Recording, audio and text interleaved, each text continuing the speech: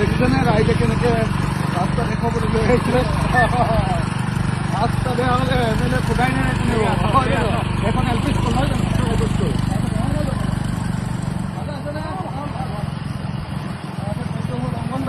এই অংগনবাড়ী তালে গুচি গ'ল। এই মডেল অংগনবাড়ীটো যে সেইটো মডেল অংগনবাড়ীটো গুচি গ'ল। মডেল অংগনবাড়ী এইখিনিলৈকে বনাই দিলে হৈ যাব। ট্ৰেন্সফৰ্মাৰটোলৈকে বনাই দিব। এতিয়া সদ্যহতে এইখিনিলৈকে বনাই দিলে মানুহ ঘৰলৈ হৈ যাব। খোজাইগা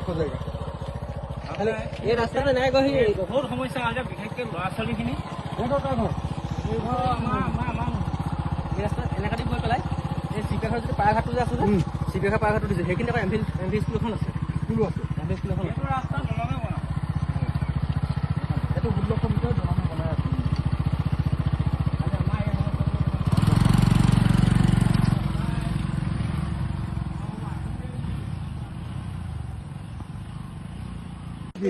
ৰাস্তাত ধৰি ওলাই ৰাস্তা কিয় বনোৱা নাই বুলি লৈ আহিছে। এতিয়া শুনকচোন অম্লান, ৰাস্তাটোৰ নামটো কি? 2 নং চিৰিপুৰীয়া 1 কিলোমিটাৰ আছে। হয়নে নহয় চাই লয়, বেলেগ ৰাস্তা বুলি কৈ আকৌ। নাই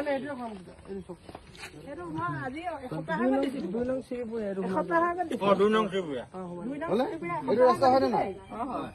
এই ৰাস্তা দিল্লুৱে এনে হাল্লা কৰি আছে।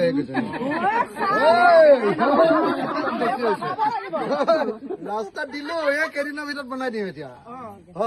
হৈ গ'ল 1 কিলোমিটাৰ। আৰু ৰাস্তা হোৱাৰ পাছত ভোজ ভাত যদি খাবলৈ নাপাওঁ আৰু কোনে কোনে কি দিব? ৰঙালাও কোনে কোনে দিব? এজনীও মতা নাই চাই চবৰ ঘৰে ঘৰে চাউল তুলিব লাগিব। এঘৰে নহয়, চবৰ ঘৰে চাউল তুলিব, ৰঙালাও আৰু হাঁহ এটা। ৰঙালাও নহয়, আপুনি কি দিব তেতিয়া?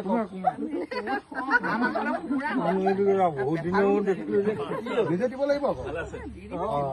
ঠিক আছে, হৈ গ'ল কাহিনী। কোমোৰা